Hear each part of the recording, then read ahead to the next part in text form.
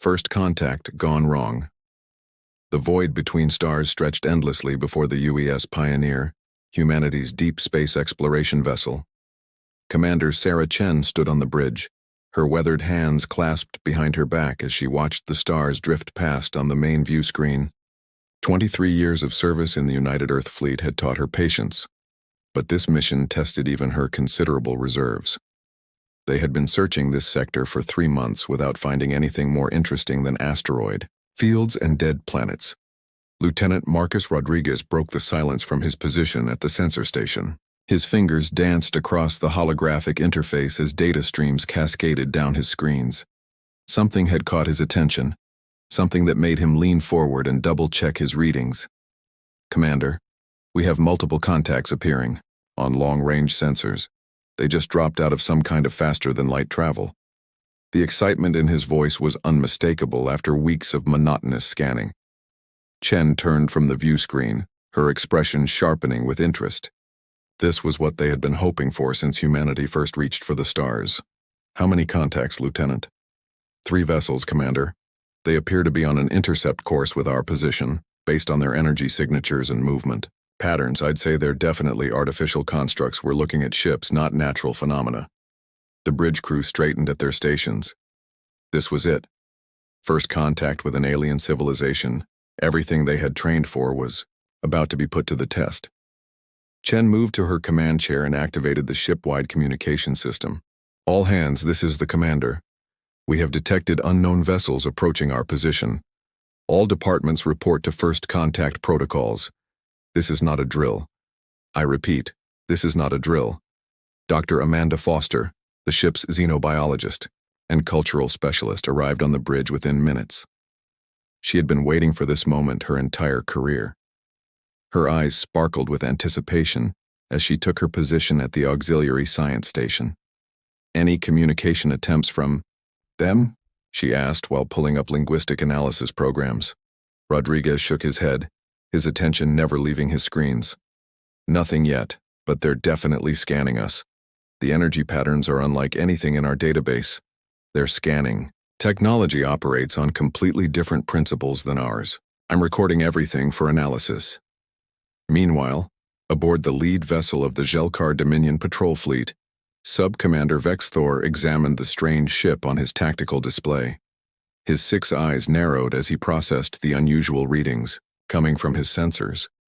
The vessel before them was unlike anything in the Dominion's extensive database of conquered species. Its design was utilitarian, almost primitive in appearance, with none of the elegant curves or energy fields that marked advanced civilizations.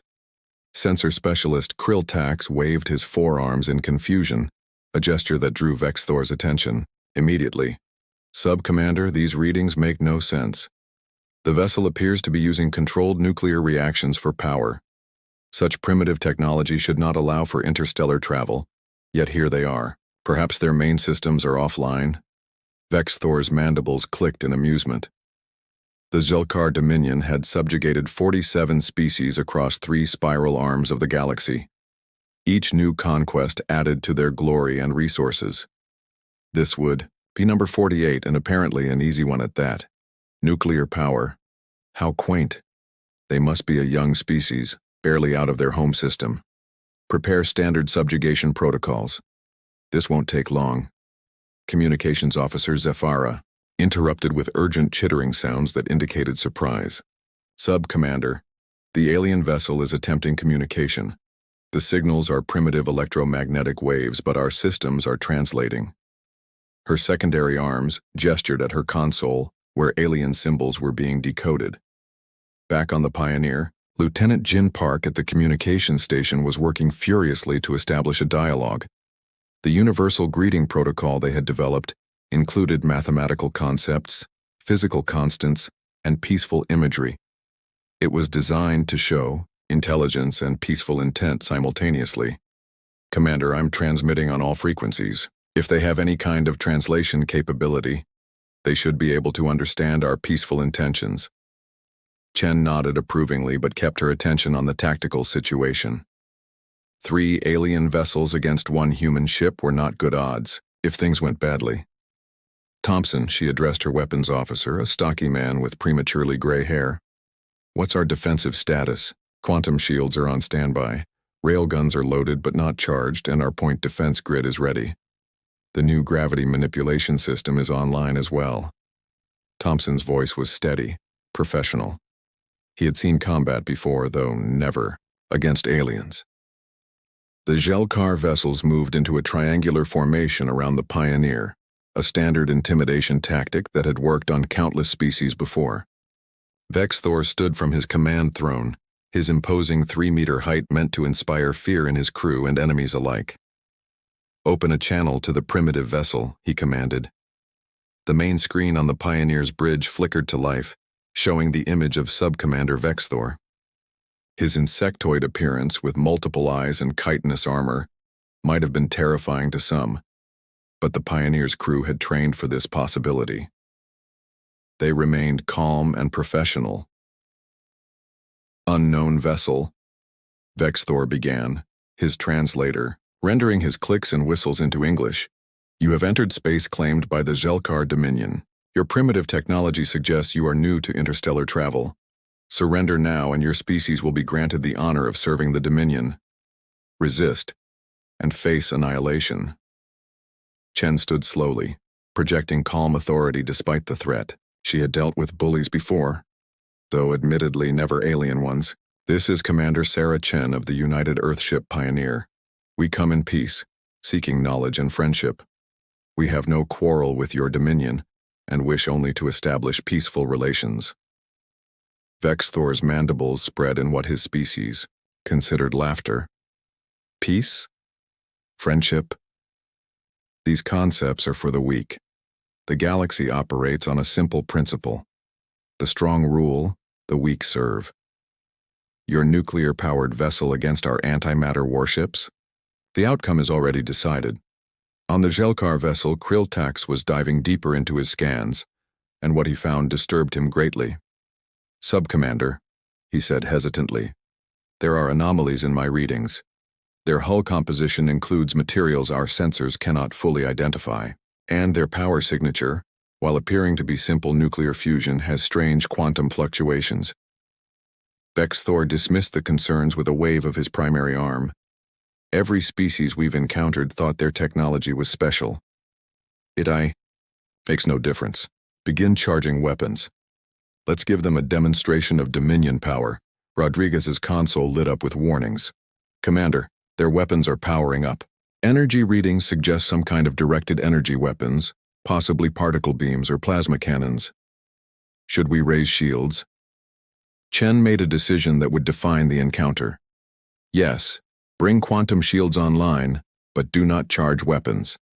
Let's show them we can defend ourselves without being aggressive. Maybe they'll reconsider. The Pioneer's quantum shields shimmered to life, creating a barely visible distortion field around the ship. To human instruments, it was a solid defense. To the Zelkar sensors, it was something impossible. Kriltax's forearms waved frantically as he tried to make sense of his readings. Sub-Commander, they're shields, they're not energy barriers. They're doing something to space-time itself. The mathematics required for such manipulation, it should be beyond a nuclear-powered civilization. Vexthor was growing annoyed with his sensor specialist's constant concerns. Then we'll test these supposed shields. Fire a warning shot across their bow. 10% power. The lead Zelkar vessel's main cannon erupted with brilliant blue energy, sending a concentrated particle beam past the Pioneer's starboard side. It was meant to be a show of force, a demonstration of the power they faced. But the crew of the Pioneer had other plans. Thompson's fingers flew across his console. Commander, I can use our gravity manipulation to redirect their next shot back at them. It won't hurt them through their shields, but it'll make a point. Chen considered for a moment. The situation was escalating, but they needed to show they weren't helpless without appearing overly aggressive. Do it, she ordered. Vexthor, seeing no fear or surrender from the humans, ordered a direct hit. Target their engine section. 20% power. Let's see how their mysterious shields handle a real attack.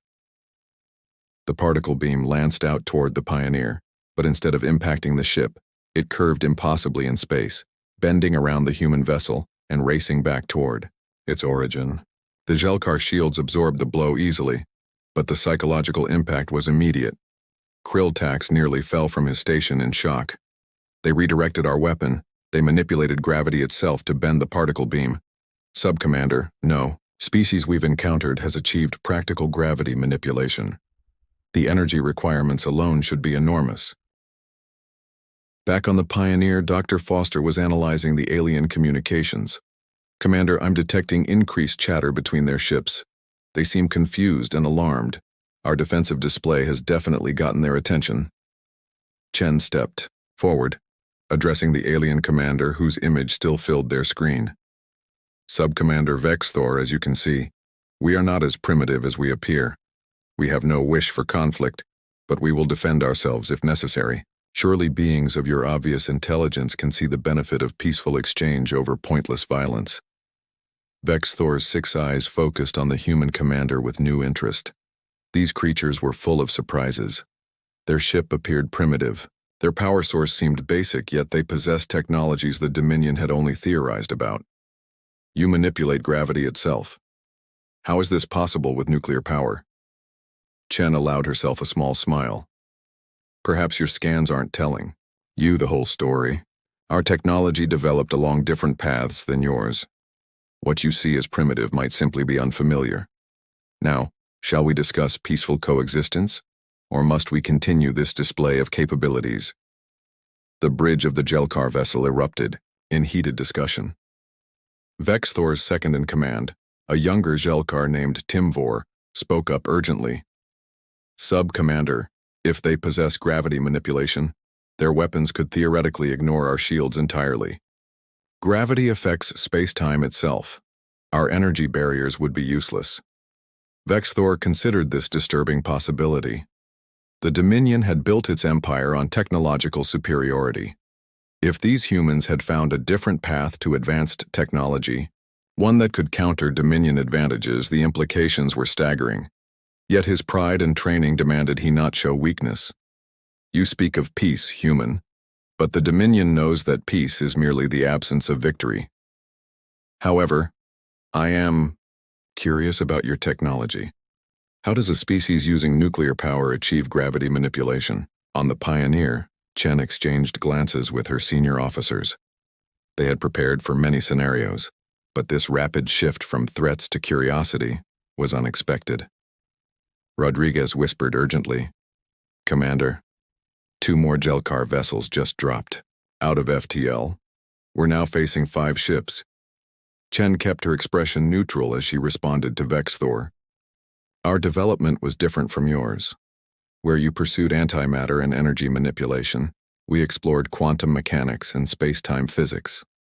Both paths lead to the stars, just through different doors. The tables turned the arrival of 2.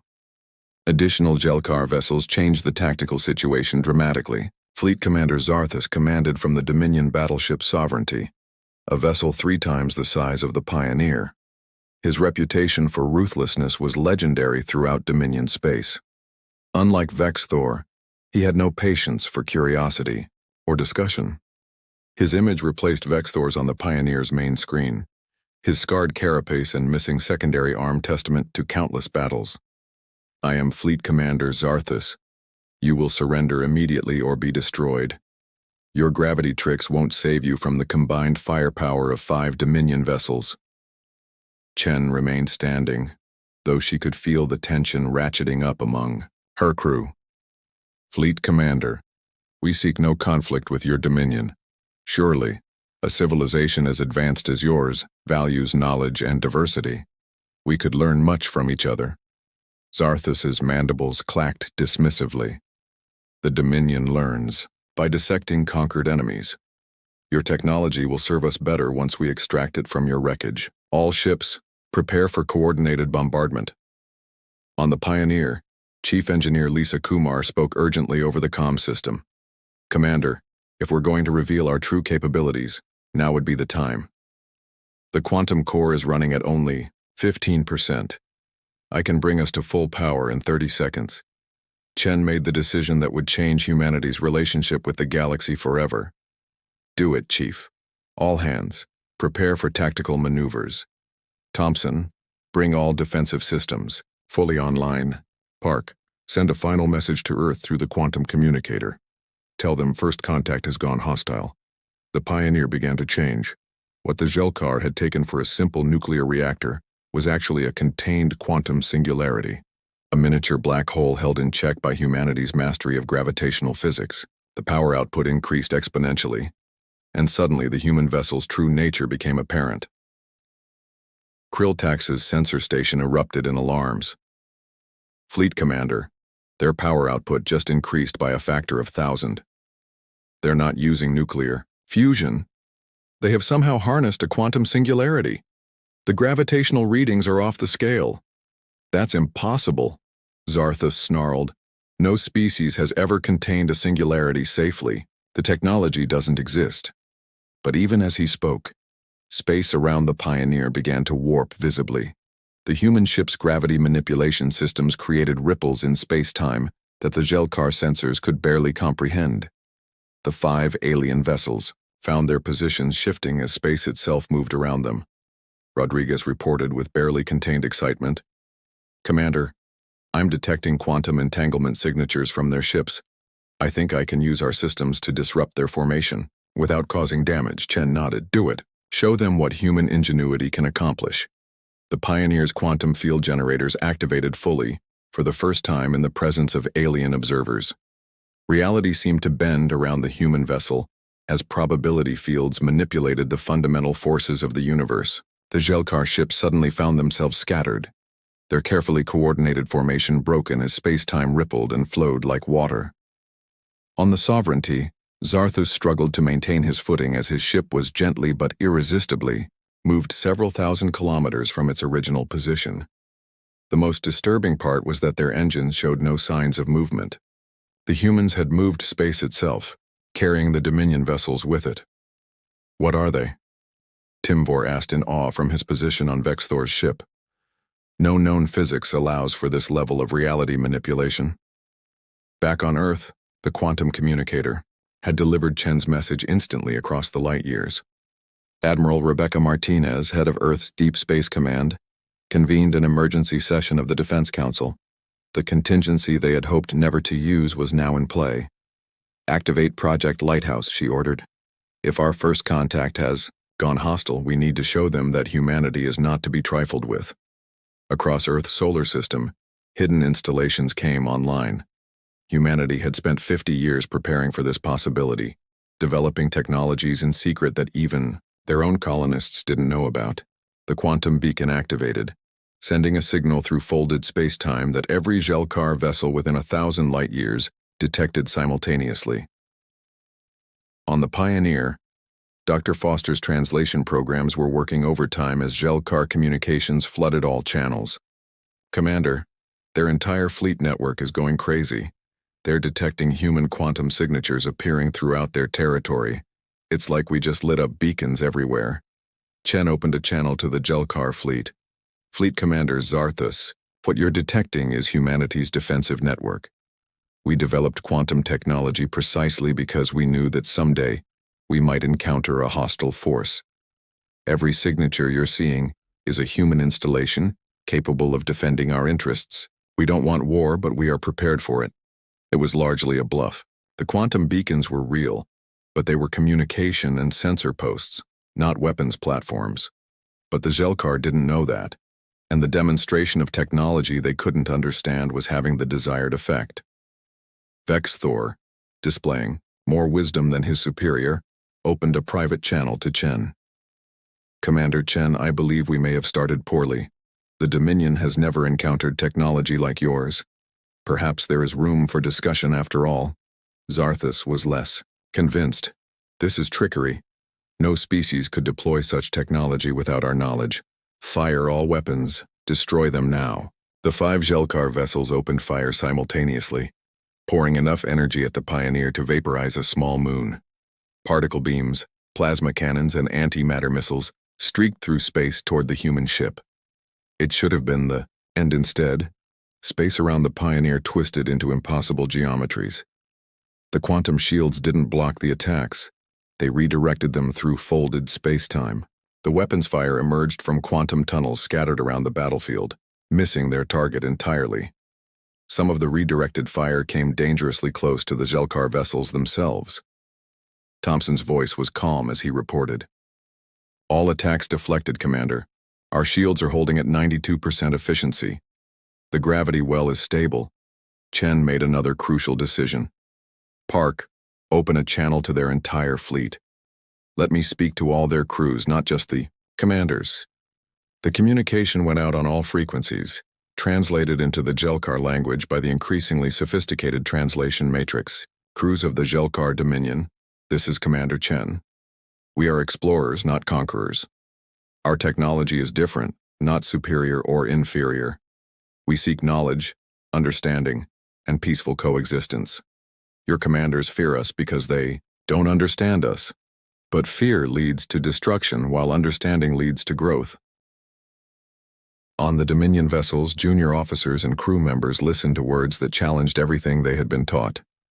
The Dominion way was conquest and subjugation, but here was a species offering partnership despite being attacked. Kumar's voice came over the comm.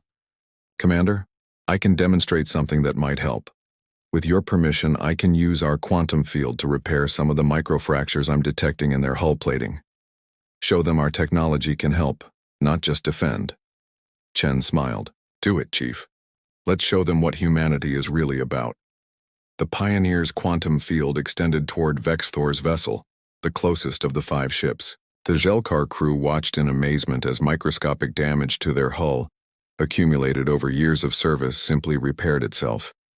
Metal flowed like liquid at the quantum level, guided by human technology to become whole again. Krill-Tax could barely speak. "They're healing our ship. Their technology could destroy us, but instead they're repairing damage we didn't even know we had." Vexthor felt something shift in his understanding. These humans had power the Dominion couldn't match, yet they chose to help rather than harm. It went against everything he had been taught, but the evidence was undeniable. "Fleet Commander," he said formally to Zarthus, "I recommend we cease hostilities. These humans have demonstrated both superior capability and remarkable restraint. The Dominion could benefit more from alliance than conquest." Zarthus was furious, but he was also a survivor. He had not reached his position by fighting unwinnable battles. The humans had neutralized their attacks effortlessly and demonstrated technology beyond Dominion understanding. Moreover, they had shown mercy when they could have destroyed the fleet. "This isn't over," he growled, but he gave the order to stand down. Chen felt the tension on the bridge ease slightly. "Fleet Commander, Sub-Commander, we propose a different path. Our species have taken different roads to the stars. Imagine what we could accomplish together. Human quantum technology and Zelkar antimatter systems could open possibilities neither of us can achieve alone." Dr. Foster added her analysis. "Commander, I'm detecting discussion throughout their fleet. The younger officers especially seem interested in cooperation. We may have started a generational shift in their thinking." Vexthor made a decision that would later be remembered as a turning point in galactic history. "Commander Chen, I am willing to discuss terms. Not surrender, not subjugation, but something new. Partnership, as you call it." Over the next several hours, the two species began the slow process of understanding. The Zelkar learned that humanity had developed quantum technology out of desperation, knowing they were not alone in the universe and might face hostile forces. The humans learned that the Dominion, despite its aggressive expansion, had brought stability to regions plagued by chaos. Chen and Vexthor found common ground in their roles as explorers and protectors of their respective peoples. They began to outline a framework for cooperation that would benefit both species.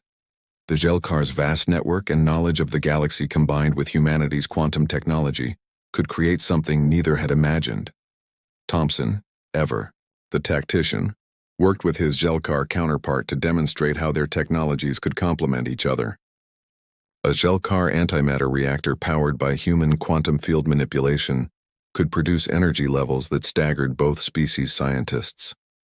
As the discussions continued, Zarthus watched with growing unease. The Dominion way was being challenged, perhaps changed forever, but even he had to admit that these humans offered something unique. They had power but chose not to use it for conquest. They had been attacked but responded with healing. The youngest member of the Pioneers' bridge crew, Ensign David Okonkwo, fresh from the academy, made an observation that would later be quoted in history books. Maybe this is what first contact is supposed to be. Not conquest or submission, but two species learning they're stronger together than apart. By the time the sun in the nearby system had completed its rotation, the foundation of the human Jelkar Cooperative Alliance had been established. It was fragile, built on mutual respect rather than force, but it was a beginning. Chen stood with Vex Thor's image on the screen, both commanders having found unexpected respect for each other. Sub-Commander, this is just the beginning. Our peoples have much to learn from each other. Vex Thor's mandibles moved, and what she had learned was a sign of agreement. Indeed, Commander Chen, the galaxy has never seen an alliance built on equality, rather than dominance. We will face resistance from both our peoples, but what we've started here today could change everything. As the Jelkar vessels prepared to return to Dominion space with news of this unprecedented alliance, Rodriguez made one final scan. Commander, I'm detecting quantum signatures from at least 12 other spacefaring civilizations in this sector. They've been watching our encounter. Chen nodded thoughtfully. Then they've seen that there's another way. Not conquest, not submission, but cooperation. Let them spread the word. Humanity is here, and we're ready to be partners, not subjects or conquerors. The Pioneer continued its journey, but now with a purpose greater than exploration. They were ambassadors for a new way of thinking, proof that strength didn't require oppression and that differences could be a source of power rather than conflict. As Dr. Foster compiled her report for Earth, she reflected on how this encounter had defied all their scenarios. They had prepared for fight or flight, for conquest or friendship. Instead, they had found something more complex and ultimately more valuable, the beginning of a true interstellar community built on respect rather than fear. The message that went back to Earth through the quantum communicator was simple but profound. First contact achieved. Hostility transformed to cooperation. Humanity has found its place among the stars, not as conquerors or subjects, but as partners in a larger community. The real journey has just begun.